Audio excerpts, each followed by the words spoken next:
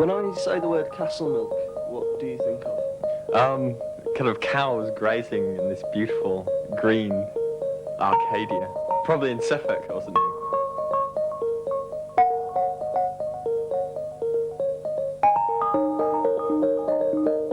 When I say the word Castlemilk, what do you think of? Woods, trees, bluebells. It reminds me of the kind of gang life and the murders. Common. A reasonably rough area, but for an area that's very rough, it's got lots of nice grassy bits. I think of a housing scheme, obviously, yeah. I know it's been refurbished, and they're pulling a lot of it down and rebuilding a lot of it. Right, when I say the word Castlemilk, what do you think of? Castles and milk. Well, I just had to get a reputation of being a really rough area. I haven't been there, but just because of the reputation. When you say Castlemilk, I think that the people are the salt of the earth, and I think that they've not been given a fair deal. They were given homes without the amenities. Well, the only thing I can think of is my mother and I were having a conversation about the merits of various types of lager, and she asked me if I'd tried Castlemilk 4X.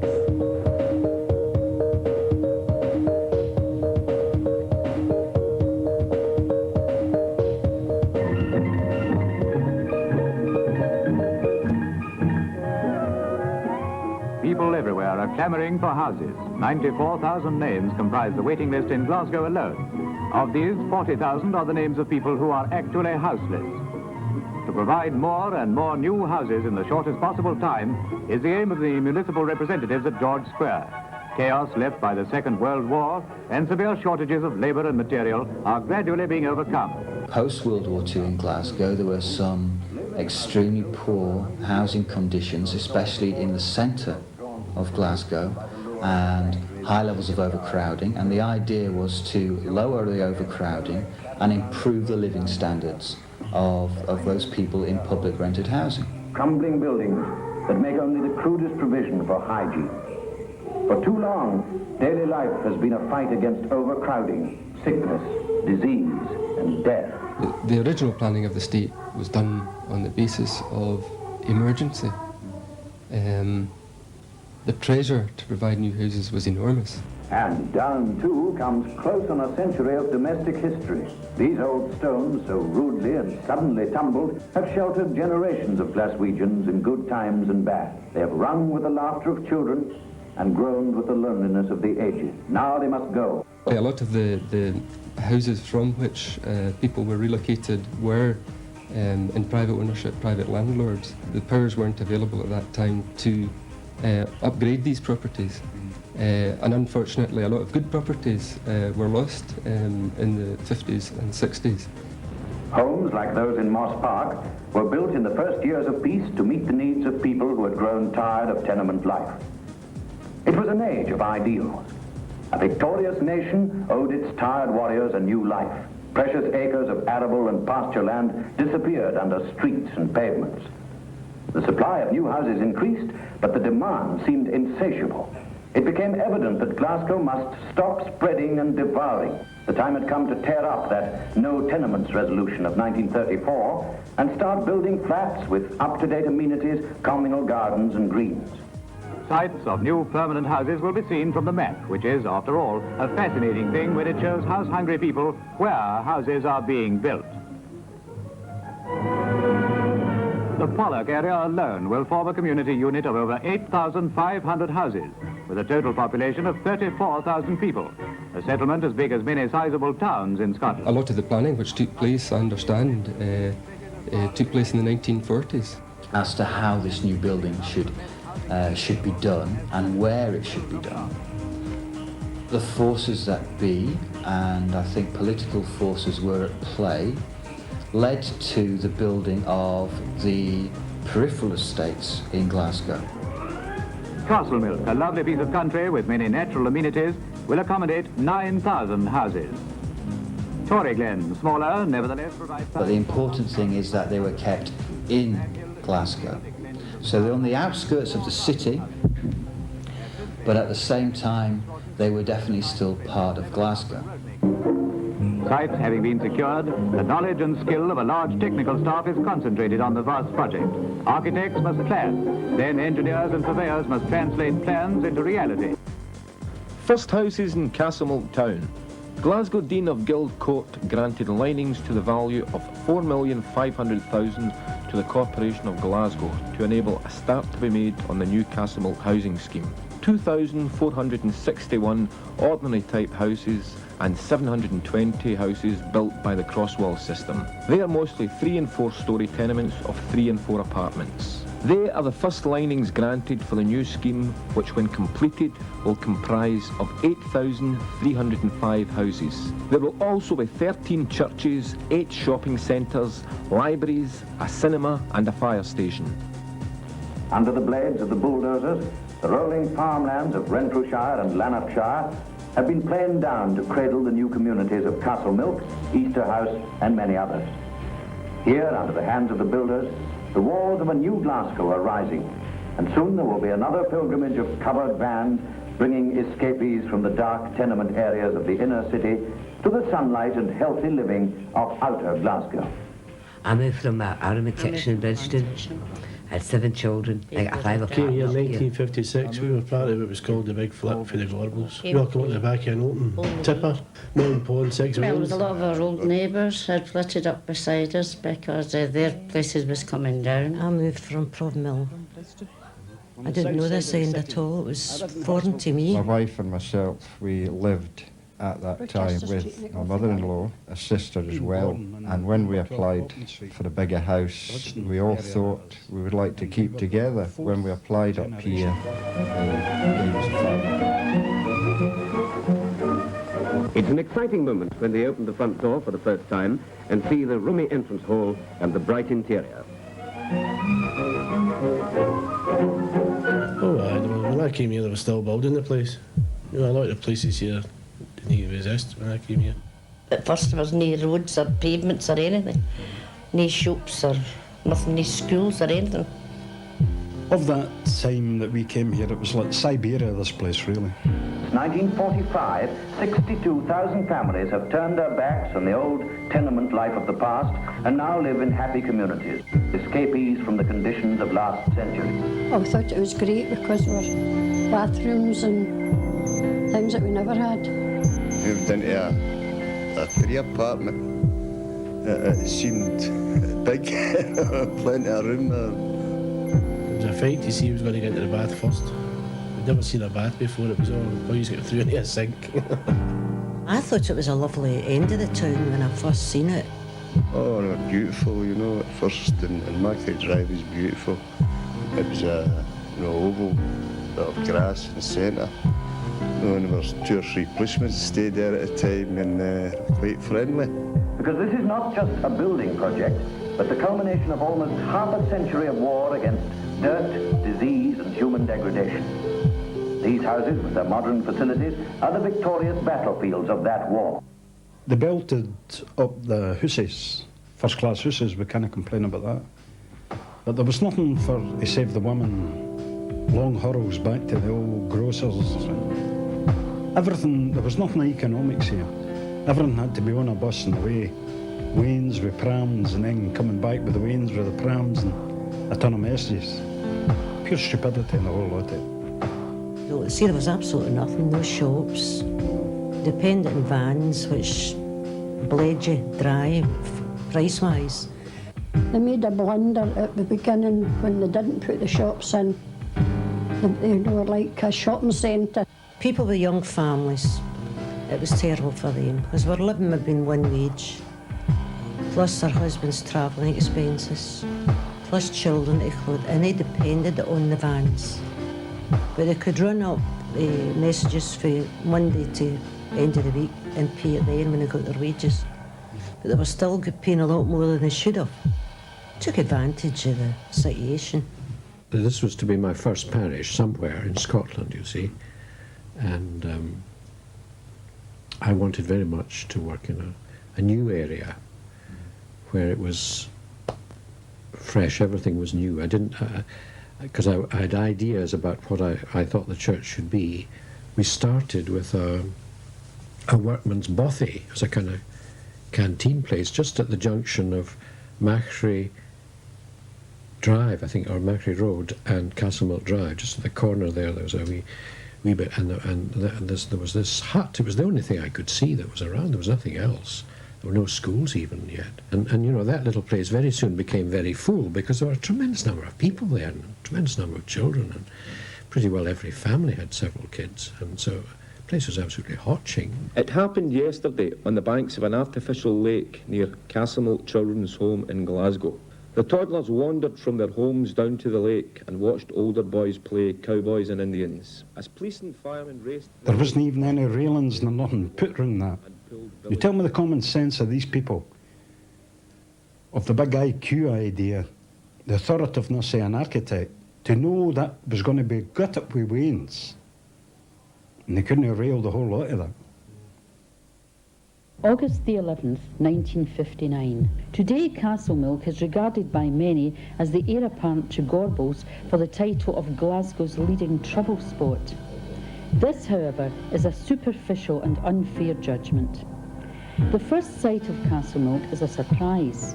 There are trim gardens and attractive windows. Children are clean, well-dressed and friendly. Adults helpful and pleasant. It's a vast difference to me, you know, all you're in the city and noise 24 hours a day, like. And when you come up here, it was just a different environment altogether, which you did get used to. There are indications that the high cost of travel has its benefits. The expense makes family outings almost impossible, so that more and more time and energy are being directed towards the home. Family life, in almost every case, flourishes. There's nowhere to go. Well, too many picture halls closed down. The only one I had was in Rutherglen, so there was bus fares in there. Castlemilk, in common with all the schemes, has a real lack of adequate recreational facilities. The tenants feel strongly about this situation, and there is a general belief that if the authorities take no action, the men would undertake the building of some kind of playground. It is a quiet, residential area which reflects in miniature the improving standards of the nation as a whole, and is a complete success both for the tenants who have integrated to produce such an area, and for the authorities who have finally learned from their mistakes. It used to be when you said, you know, like years ago, that if I was doing England or something like that, you know, I would just say Glasgow. And then you used to get, all right. But now they say, oh yes, whereabouts? It's in Glasgow. And you say, Castlemilk. All right.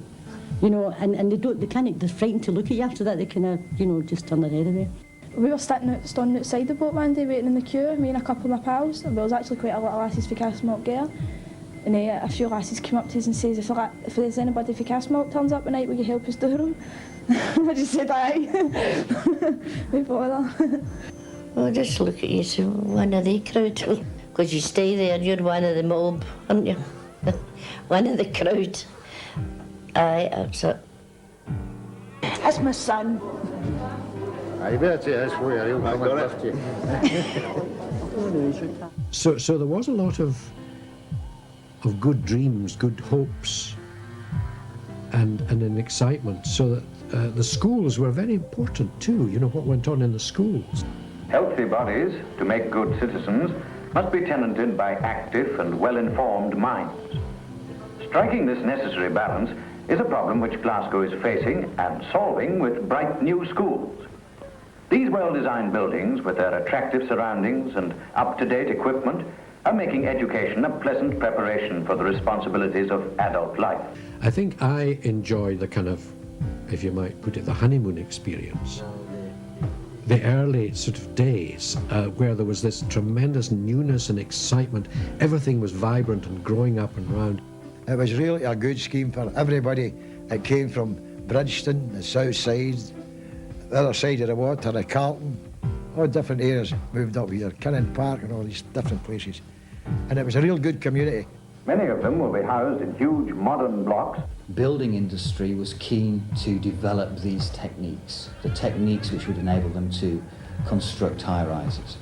and subsidies were provided by the government which actually facilitated the growth of high-rises. The idea of high-rise development can be dated back to a group of particular architects, but one stands out, and that's Le Corbusier.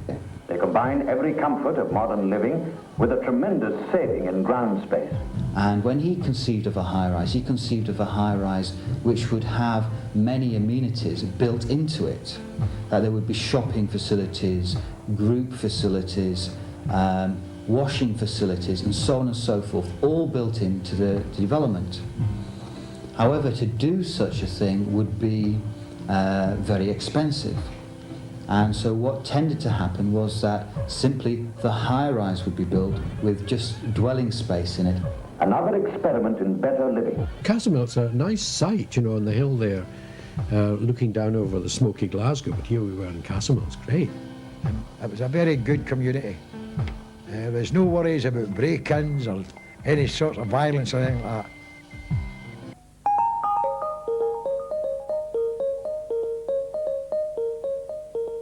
4th of June 1964. The showbiz success of a host of school children has taken a housing scheme by storm.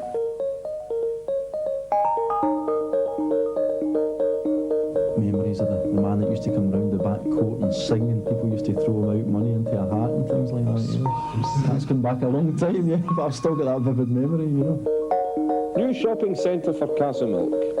Having paid through the nose for years, Castlemilk housewives are jubilant that the days of high food prices in the area will soon be over. Well, this opened up a person there. You had glaze shops there, you had Woolworths, you had Cooper's, Finefair, you know, these places. As Cowboy McCormick, the boxer, he says, you should train up here. The air's like toys and mince, you could eat it, he says. Jeannie the monkey takes the mickey until yesterday when the pet monkey was captured after 5 days of freedom. After a few years, we seemed to be getting an unsavoury element started moving in. I must have been in about 10 years before this other crowd came in. And they seemed to... Well, they wouldn't wash the stairs or anything. They didn't do anything about the gardens or nothing like that. Nobody seemed to bother to check them or get them to do anything. Just seemed to get away with it. They were using any old kind of wood to make fencing for their garden. And some was up and some was down. It was a mess. But then I was only 8 years in that house and I moved up to Duggery Road, and it's just been absolute heaven there. 7 lads living in a city trouble district didn't want to wait on their dreamboat coming in, so they built one. There was nothing to do. There wasn't any amenities here. It was just a case of meeting up with your pals after school and wandering about the streets, you know. Where we were all brought up, you picture houses and all the rest at dance halls. Nothing like that in Castlemilk. One time it's the biggest scheme in Europe. Think about it. That's right, nothing in it.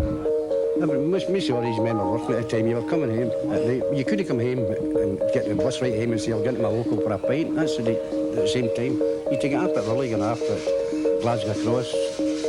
Went to a pub where you could get a pint and then come home then, you know. When you come home, that was you in. An angry mother hit out last night at a killer pond on a housing scheme. Only hours after her 4-year-old son had been rescued from the pond after sinking in the mud. An MP and 3 councillors held a top priority meeting last night on the banks of a killer pond. Mr. Taylor said, I want action, fast. We will be meeting the Director of Parks in the morning to... Trouble became more rife in the different areas.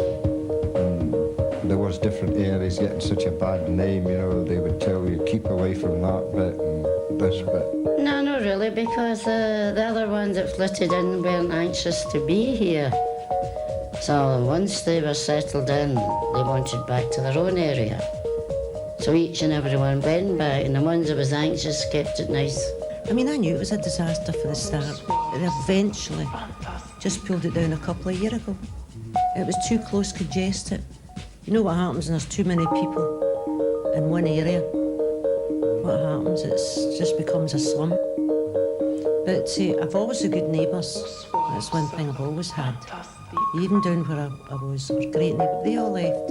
On Friday, a young housewife fled her home with her 3 children in Glasgow's sprawling Castlemilk housing scheme. She had been the target of vandals and hooligans who uprooted her garden plants, smashed her windows. A dozen families got together last night to help stamp out vandalism and fear in their street. The tenants from trouble-torn Ballantay Crescent and Glasgow's sprawling Castlemilk scheme decided to set up a tenants' association for the street. Tenants in the Terror Terrace of Castlemilk, Glasgow, made plans last night to turn it into the showpiece of the city. And hours earlier they appealed to a family which left after it became a target of vandals. We want you back. The family which left Ballantay Terrace because of the vandalism their home was subjected to. Into action yesterday went the Castlemilk Crusaders. I watched 2 of them at work. The point is that both admitted that a few days ago they would have done no more than tut-tut. I'd have said it was terrible and just left it at that, because we get an awful lot of it. I mind reading it years ago. It was classed, when they were classing the Castlemilk, they were classing it with the city of Perth. At that time we had no swimming pool. And I think Perth had 2 and had 3 cinemas or something, something like that. I'm reading it in the Sunday Mail. Glasgow's fight to overcome the problem of teenage gangs and housing schemes has received a double boost in the form of 2 new community centres. Lord Provost John Johnson officially opened the Castlemilk Centre last night, and the other... And it was a real good community. Even when we came here and we opened this community centre, we started the dancing on a Saturday night, so it got to be a good thing, but there was no drink allowed at that time, you know. It was a real good community, and everybody was that friendly. Never any violence of any kind, never even heard of a break-in. But it all changed, I would say, after about 15 years. We got a lot of the gangs started getting about and that, and it was the young generation coming up. So it wasn't just too good. Plans by 400 teenagers to hold a Saturday night hop were killed yesterday by a group of councillors. James Anderson, Progressive, said, "This is infuriating. Do you need to be a pop star before you can get anything done to help teenagers?" Well, I didn't think I had much problem with gangs or anything like that, you know. Well, I'll give you an example. When I worked, right, okay, when I was working at the time, I was coming home, you had a carry out and that. The boys maybe shoot at the corner, but they helped you out and take you through and into the house. You'll find that once they've grown up, you know, when they're going through that stage, you know, the teenagers, you know, up to 18, 19, 20, they want to be the big shot sort of stuff. But I've noticed that once they get married or settle down and have a family, they sort of quiet down, you know. There was a crowd of boys up the next road, next close, and sometimes they get into trouble. Now they're helping in Castlemilk. One boy, he robbed my house, and we're talking about the different things that happened in Castlemilk. And he says, "You mind your house got broke into?" I says, "Aye, you should mind, it was you that done it." Oh, he says, "Let's forget it." I'm told that there was a terrific sort of camaraderie, sense of community in some of these old buildings, in the Gorbals and Bridgeton. You know, people really kind of looked after each other. 4 generations in our home. How did you think that felt when I went by there? But in Portland Street, I had 40 moss. If you done anything wrong, it wasn't only your mother that skelped your ass. The first one that was near home when they knew it was bad, you got it. And if you're stupid enough to go home greeting about it, she would give you an all. No matter what scheme you go to, it's a different environment from the city, from where I was before. I mean, in the Gallagate, a lot of people run the Gallagate down. You could go away and leave your door just in a check. Could go out for a walk, leave your doors open. Couldn't you do that now? The estate was built in the 1950s by the then Glasgow Corporation to rehouse families displaced from the inner city by the slum clearances and to reduce long post-war waiting lists for public sector housing. But the intervening years brought problems for Castlemilk and its people. Although the changing social and economic landscape in the 60s and 70s brought dramatic improvements to both housing and living standards for most Glaswegians, Castlemilk and many of its residents were increasingly left behind. Round about the 70s, round about the 1970s was, I think, was the worst period up here. I would say in about the 70s, about the 70s. Round about 1976 or 77, something like that. It was going down and down and down.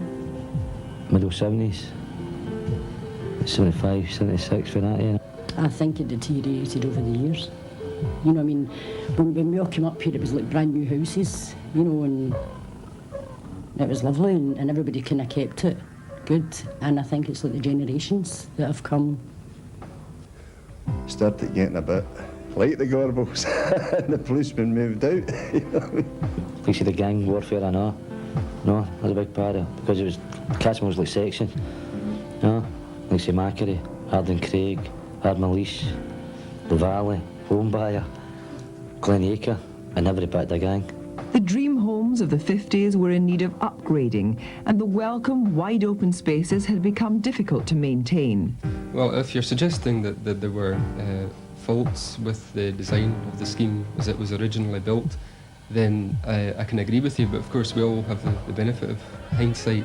As time has shown, the building techniques used and the quality of the materials used in the building have led to the decay of the estates to a period in the 1970s, 1980s, when they were incredibly run down.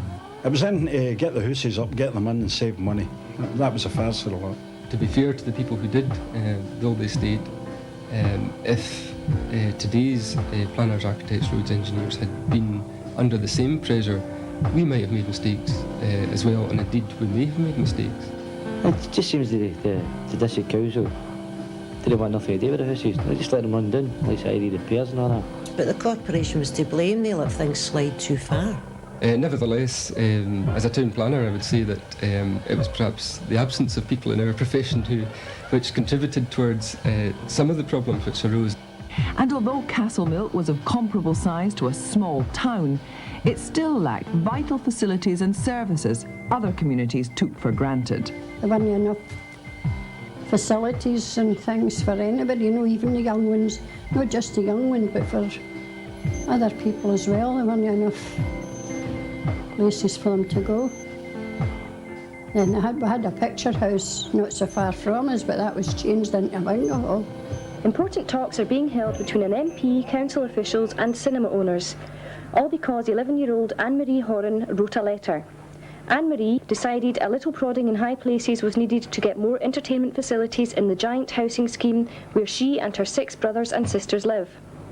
So she wrote to local Tory MP Teddy Taylor, complaining that youngsters had to travel to youth clubs and cinemas outside Castlemilk. Mr Taylor was so impressed that he took the matter up with the corporation, and yesterday he said, "We could get some action." The decline of Glasgow's traditional heavy industries, particularly shipbuilding, with which many Castlemilk families had strong links, led to a substantial rise in unemployment. Poverty and associated social problems were becoming acute. The areas which have the poorest quality housing and the highest levels of deprivation in English cities tend to be towards the centre.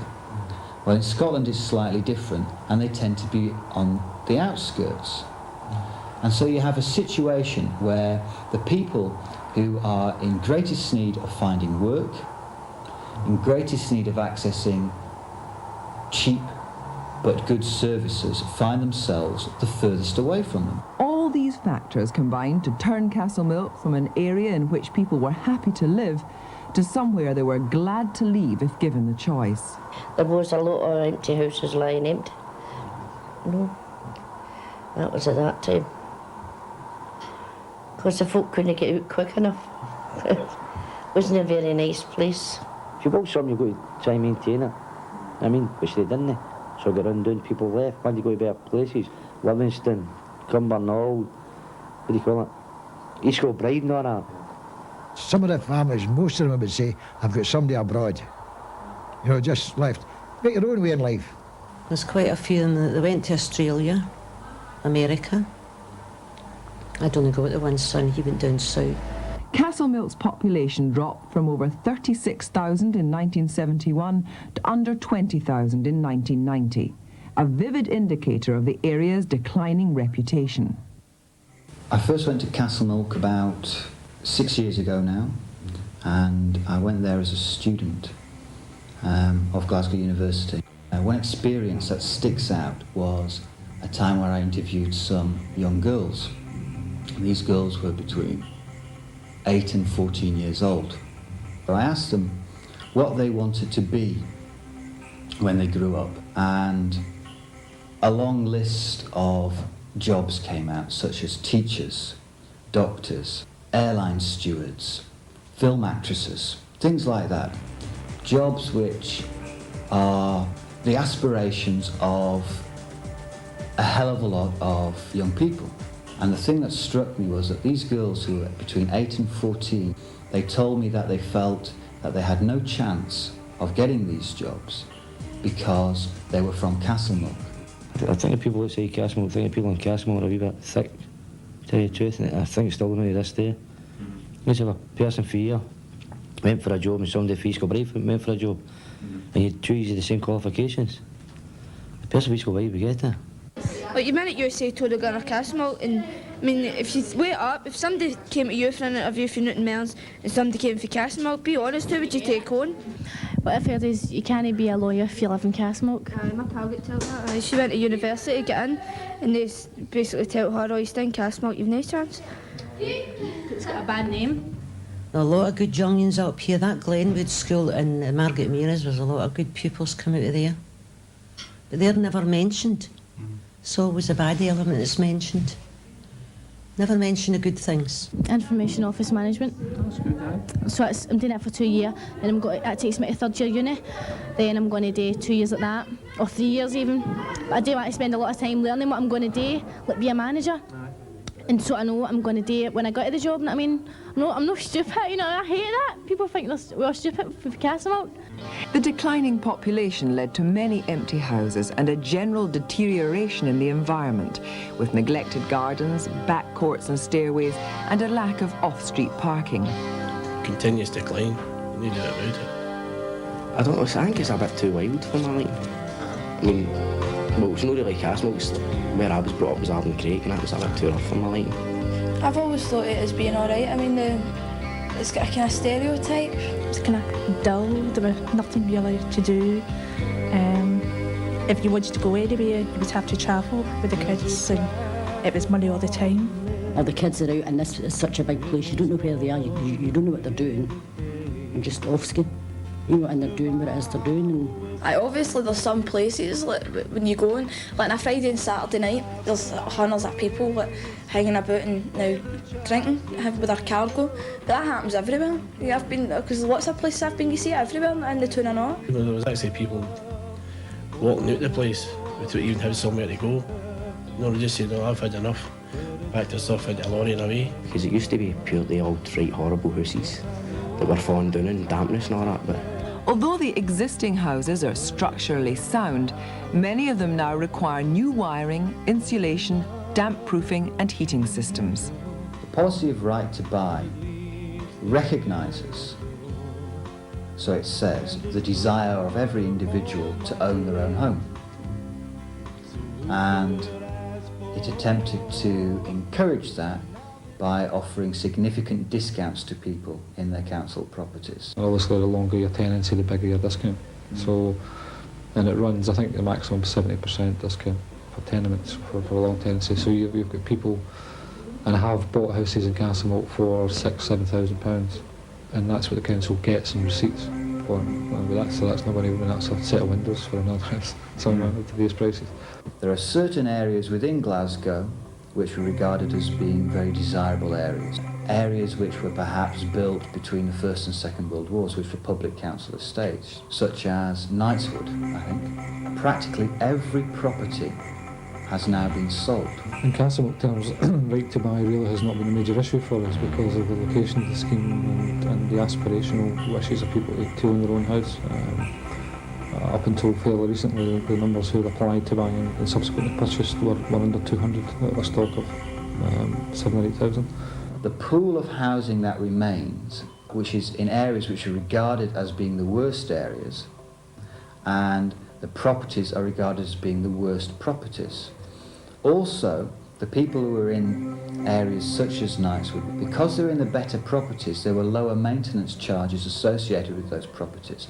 As a result of right to buy, a major contributor to public resources, and at the same time a contributor who demanded little back, has been taken out of the equation. Well, the problem in general for the city is that as the more and more houses it sells off or disposes of under right to buy, it reduces the customer base in terms of raising rents, if you like, and the debt that stays with the council on the sale of that house still has to be serviced and paid for. So even though it was built 40, 50 years ago, there's still a capital debt on it, which has to be met from the existing rent payers in the city.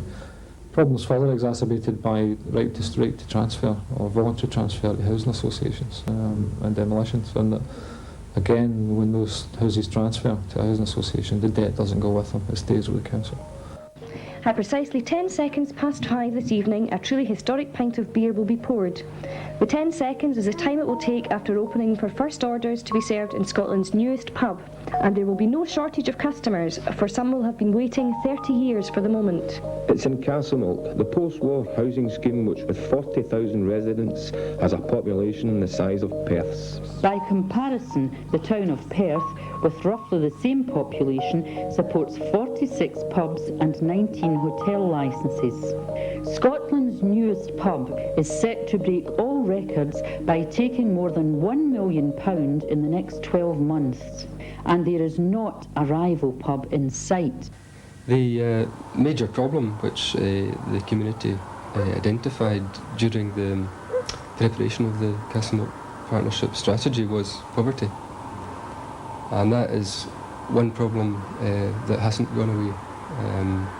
Other attendant problems such as unemployment and drugs-related issues, etc. Drug problem just now is pretty high on the list of non-Castlemilk.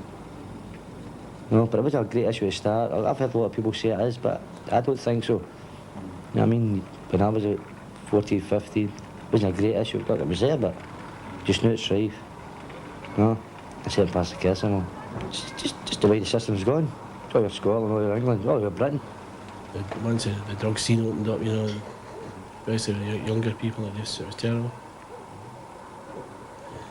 And to a certain extent, it's still like that now, but it's improving, you know. I think it's down to the people now to make it a decent place. Well, I've no much experience with a drug problem myself, you know, but it's going by what you hear and read. I don't think it's as bad as they make it out, you know. Look, I've brought up 5 kids in the scheme and I've never had any problems like that with them. None of my kids have touched anything like that. See, a lot of people in Castlemilk did show an interest.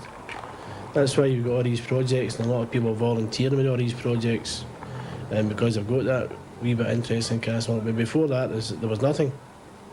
So it was a case of how we're going to amuse ourselves. So especially younger people.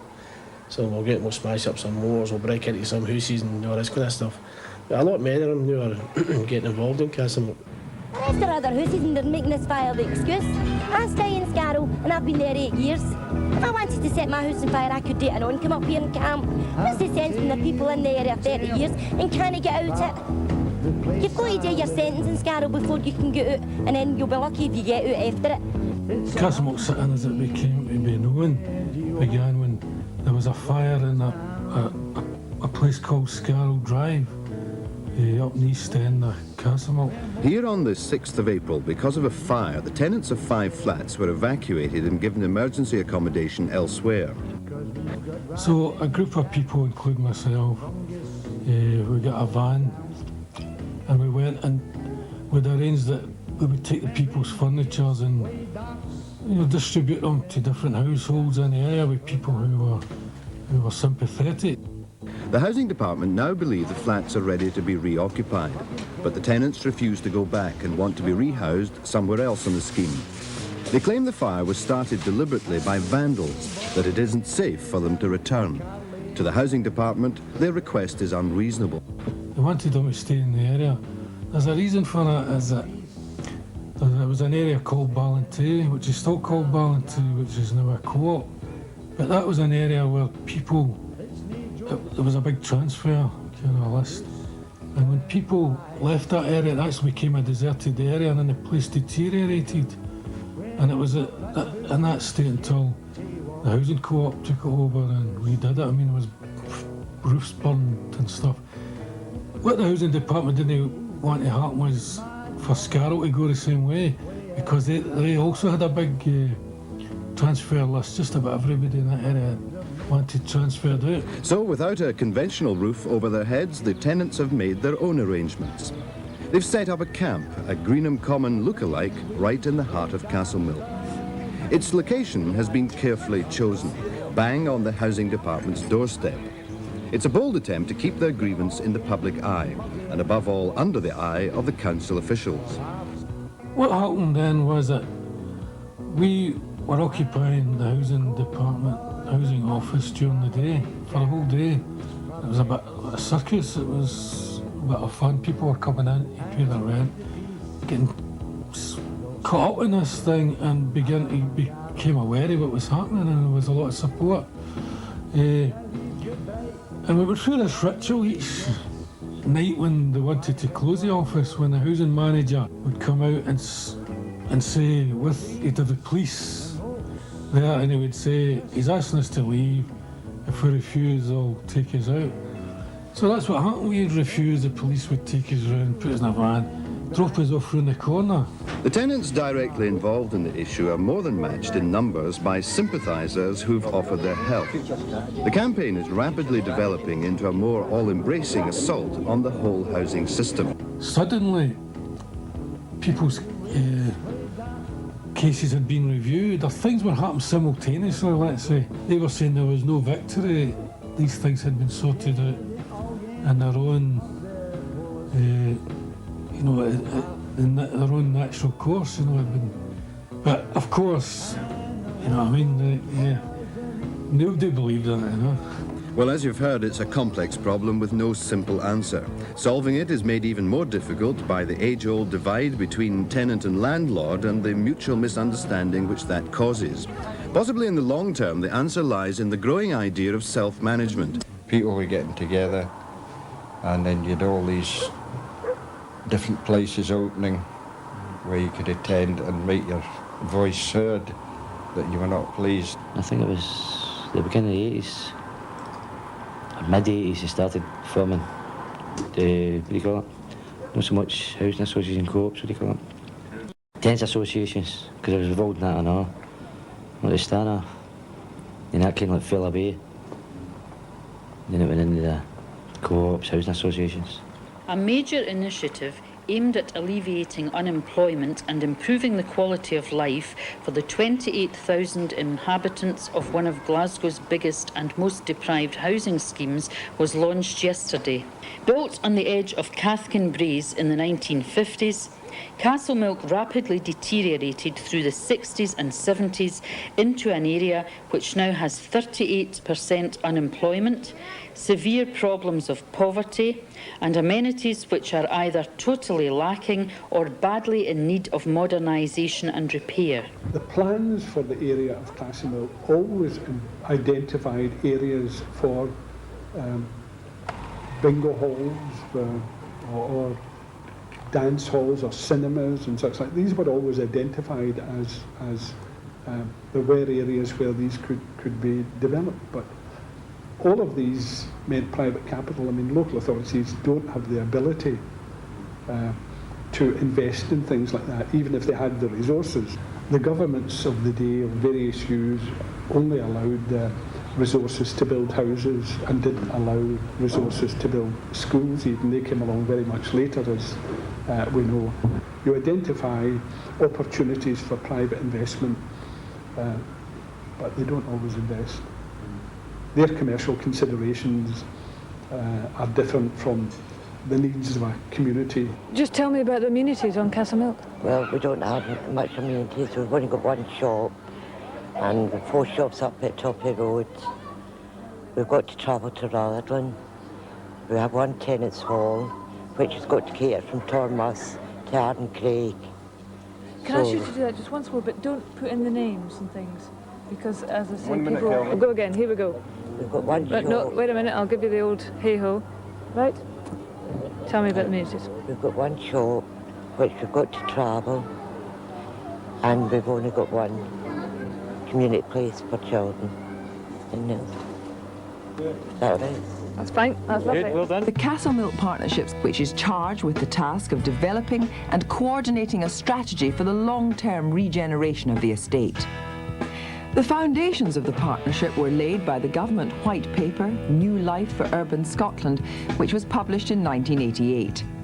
New Life's key proposal was the creation of 4 pilot partnership initiatives to plan and coordinate the regeneration of 4 of Scotland's peripheral housing estates. The partnership concept brings together representatives from the local community, the private sector, and a range of public sector bodies with the common aim of developing and jointly implementing a comprehensive, mutually agreed regeneration strategy.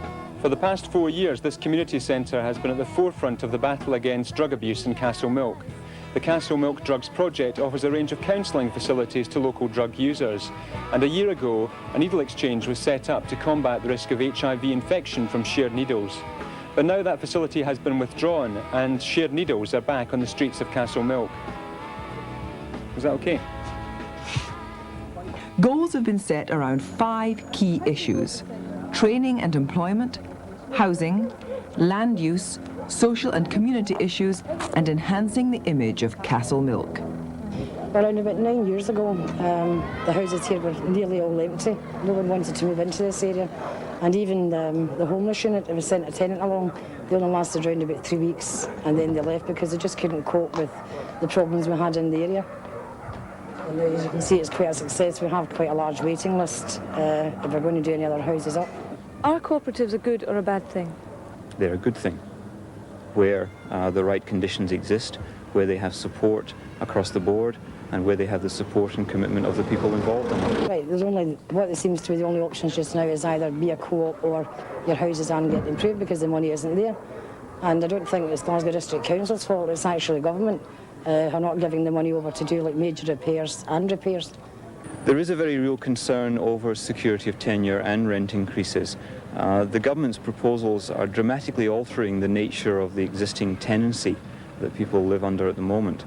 They're also wishing to introduce private finance into housing work, and this will inevitably mean, or it's assumed it will inevitably mean, rent increases across the board.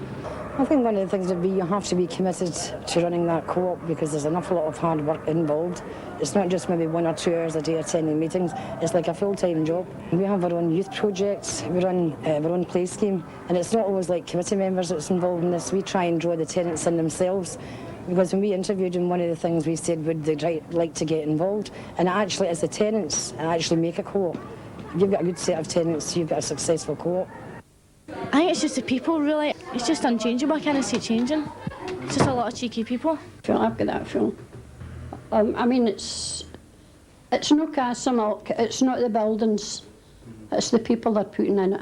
Especially now they've got all these new buildings and new houses and stuff like that, you know, and they just put the same people back into them. It's up to the people to look after their property now. And it's been proved they can do it. Yeah. Well, there's people in other areas that have proved it, they can handle these people, you know. In a sense, it's a new estate because you've got new buildings. What I think keeps the community together is the fact that it's not new people in a whole that's coming back in. It's the people that have been moved out with the old house, moved back into the new house. So it's the same people, they've just been given a new house, which helps. Well, I noticed the people that have got the houses all renovated and one thing or another done to it, they seem to get a new lease of life, you know, taking a great interest in it. So it's helped that way. Because other places, it's good and bad in it. You find the majority of folk are good. Especially ones that have been here for a long time, they've got a family up here. They've got pride in the place. I just says to your gorgeous Diane, I says, my wee grandson, I'm very sorry, didn't see you at Dorsey. She's what age is this? She's 6. And she came back, she says, take care of yourself. That was it. That was the lot.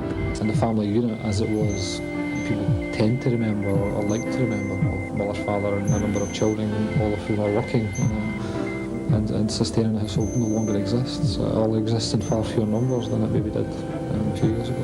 The traditional family now seems to be a single parent with children. designating or defining family is probably the first issue to address. The other issue is that because of that, the people who are on our waiting lists are single parent families or single people.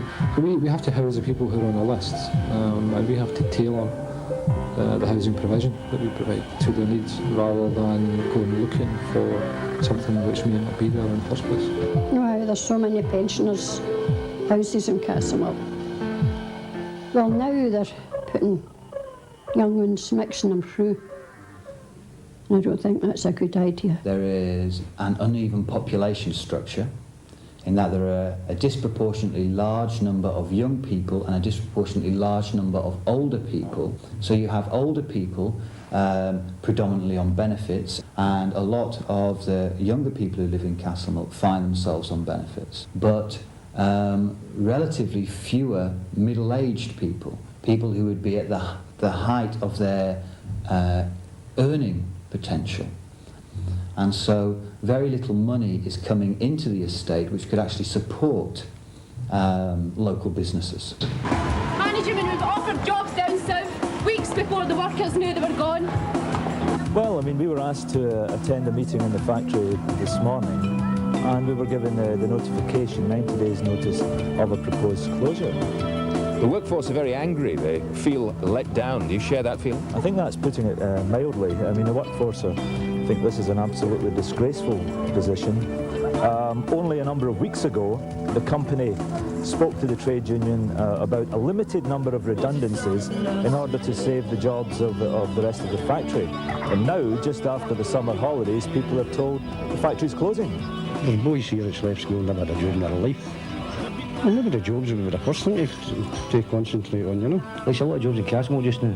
There's no Castlemilk people at Sydney. I'm talking about the big jobs, no, not just sweepers or cleaners and all that. I'm talking about like housing directors, house manager. It's all people from outside Castlemilk. I've been for a few job interviews now, like juniors and hairdressers. As soon as I tell them for Castlemilk, they just look at me and I don't hear from them again. But I've got a job recently and they said Castlemilk was a great place to come to. As well as benefiting individuals, if the community's spending power is increased, it will be able to support a wider range of commercial and retail facilities. They are going to put in a development of 1.2 million, but the people of Castlemilk really don't think that is sufficient. I mean, it's all right maybe even giving a new roof and painting the arcade, but are we going to get any more shops? I mean, for years we've been waiting on a supermarket, and as yet none has appeared. The aged people and unemployed especially have to go in to Rutherglen or other parts of the city to do shopping and have to take a taxi home. I mean, it's very, very expensive, and the prices here in the centre alone are high because there's only so very few shops. The Cathkin View development is a good example of how housing is changing in Castlemilk. The first phase of the Cathkin View scheme was completed in 1992, and most houses were sold very quickly. There's a lot of private houses getting built, so there's going to be less houses for let in the council. And there's a lot of these private developers taking over the rented accommodation. And once they get control, they'll just be able to do what they like. They're selling their private houses too. Well, I think it's a good buy for anyone that's starting off. Tell me, Mrs. Little, what does it mean to you to be buying a property in Castlemilk? Well, I don't want to actually pay rent for the rest of our days, you know, and it was too good an opportunity to miss out on, because eventually this place is going to be looking really great.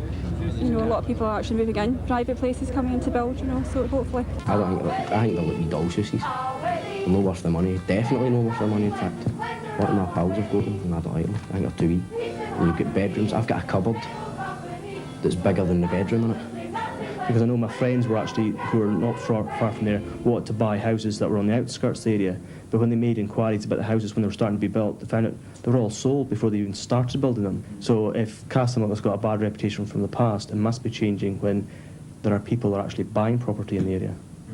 Because people don't buy property in the area if they don't see a future in it. In the past, if you were raised in Castlemilk and wanted to buy your house, you had to move out with. There were no houses for sale.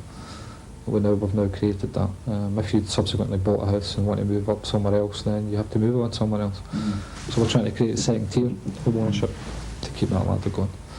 And by promoting or diversifying landlords, it gives people a choice in terms of the product that's out there, whether they want a tenement or a flat, a multi-storey or a bank front door. Then to Down Craig to see some completed houses in the community renewal project. If you, Angus, had saw what we were living in to what we're in today, then you would know why the people have actually came forward and worked. So it's about choice and about giving people a reason to stay, as opposed to keeping them here until they take the decision to go. His court appearances followed a swoop on Bennigan's pub in Castlemilk's Ardmalish Road by Strathclyde Drug Squad and CID officers yesterday. A total of 18 people, 14 men and 4 women were detained. The partnership's ultimate aim is clear: to restore the estate to a place in which people will choose to live and bring up their families. And for it to do that, then it has to have decent shops. It has to have a decent nightlife. It has to have decent recreational facilities and so on and so forth. Now, it's starting to provide very good recreational facilities. There are very few places where you can go out in the evening for a drink. There's hardly anywhere, if anywhere, where you can go out for a meal. And these are all the things which attract people to live in an area and set up home. It's that it has a better sense of community. It has assets such as its woodlands, its views over the city, and it has now a developing range of facilities which many other residential suburbs of the city don't have. For example, the new sports centre, the Barlia playing fields, and a range of facilities such as the health centre, a redeveloping shopping centre. Many residential suburbs of the city just don't have these things, and yet people want to live there. Why shouldn't they want to live in Castlemilk? And they do want to live in Castlemilk. A lot of people moved out of Castlemilk one time, and since the private developers and house association groups have moved in, these people are starting to move back into Castlemilk. But they took easy way out. They go out when the going was rough, you know what I mean? Now it's getting better, they want to move back in again. Don't get me wrong, sometimes I think it's a good idea, because it brings investment into Castlemilk, and that's what the people need in Castlemilk, investment. You need to get the money in Castlemilk, keep it in Castlemilk, you know?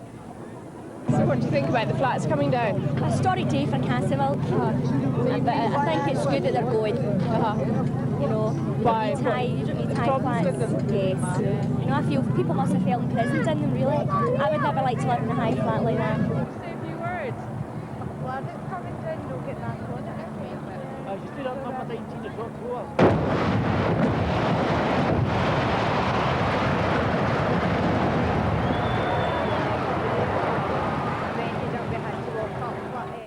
It's an unlikely visitor attraction, but Glasgow's Castlemilk estate is catching the interest of planners. Once notorious for poor housing and crime, the estate is reversing its image. Housing charity, the Joseph Rowntree Foundation, says the rest of Europe could learn from it. Money is part of the answer. £90 million spent here in 3 years, but it's not been that simple. We have a major community involvement in this area, which is not unique to Castlemilk, but nevertheless in some areas perhaps hasn't been achieved. There's a long history of community involvement in Castlemilk, and the partnership's been able to build on that to a large extent. The cooperation is what's attracted the attention of housing experts elsewhere. And I don't think there's quite the same understanding, if I may say, in England of the importance of getting economic, social, management and all the other aspects put together in the right way. It's improved housing standards and also the confidence of the people who live in them. Castlemilk's good. It's a good area. It's got a lot of good housing and things like a sports centre. It's got a lot of good facilities. It's a good place to live in. A model perhaps, but its continued success may depend on future funding. Unless prosperity comes in to the estate, then in another 15 to 20 years' time, you will be making the same film again. It will only work if the community ultimately has the capacity to regenerate itself. And that's a challenge that faces Castlemilk. It may be an idea to compare Castlemilk to a large ocean-going liner that was built in the Clyde, of course, and that is in at present for a major refit. At this point, it's halfway through its refit. And I think if you floated it just now or relaunched it, it probably wouldn't float, and it wouldn't be much use because the passengers don't necessarily have all the facilities in place. People are working hard to make this place a lot better. There might be a few right horrible sites, but they're going to get fixed. The refit needs to be finished, there's no doubt about it. And the emphasis so far has been in housing renewal in Castlemilk. There's been £150 million spent over the last 8 years or so. So the emphasis to complete the strategy must now go on other elements of the strategy. It's taken 4 years and nearly £1.5 million of public money, but at last it's ready. This new youth complex boasts the very latest facilities and equipment and is now at the disposal of all 12 to 25-year-olds in Castlemilk. With a staff of 27, it's the largest urban youth scheme anywhere in the UK. It started from a need which was expressed by local young people. They had very few places to go, and the places that were available to them were at a particularly high cost, so they decided that they deserved somewhere to go which didn't cost very much money, and basically that's how it started. I think in the early days the housing investment drove the partnership strategy because the money was made available. Other issues like training and employment, leisure, recreation are coming on board now. But the whole package needs to be delivered, and delivered at a rate and at a cost that the tenants in Castlemilk can afford. First though, Susan has some very exciting news on the festival in Fringe, hot off the press. Susan. Yes, every year the expectant public and performers hold their breath waiting for the Fringe first to be announced. The awards are generally regarded as showing performances of very high quality, and today at 12 o'clock the first Fringe firsts of 95 are announced. And amongst the international companies was Scotland's own Castlemilk People's Theatre, and we're joined right now, just collected the award. I mean, right in the past it was maybe a bit of a dump, but if they were to come and see it now, they'd get a whole new idea. I would say the majority of people, they're going to take care of their house and try and take care of their area, but there's always the minority, and that's the ones that will drag it down. You look in one area and then you look in another area, and every place is different and everyone's nicer than another. You can really say, oh, that's lovely there, and then you turn around and say, oh, yeah, that's even nicer, sort of thing, because it is. The houses are all looking different, and it's, as I say, scheme people are pride in the place, and they're proud to say they come to Castlemilk. As I say, I've been here 30 odd years, and I wouldn't move into any other scheme. See, I'm a painter and decorator, and I've worked in a few housing schemes. I wouldn't change Castlemilk for any of them, you know. And as you see now, the way it's performing now, you know, the houses, new houses getting built, it's a great thing, you know. If it stays that way, you know. Welcome back. In this next film, Paul Cameron challenges our perception of one of Glasgow's satellite housing schemes. Using archive film, home movies and interviews, he shows his life as it really is in Castlemilk. Well, it's hard to say. It's hard to say. I mean, you're trying to forecast something, and you know, and you're trying to make the thing better and better each time. But I dare say it could be the way that the amenities they've got now, which we didn't have before. But it won't get any worse. It will get better. Will that be Dewey? That's you done. Because I've got a bowling game. That's something to do there for me. I can give you a big story about Castlemilk. You know,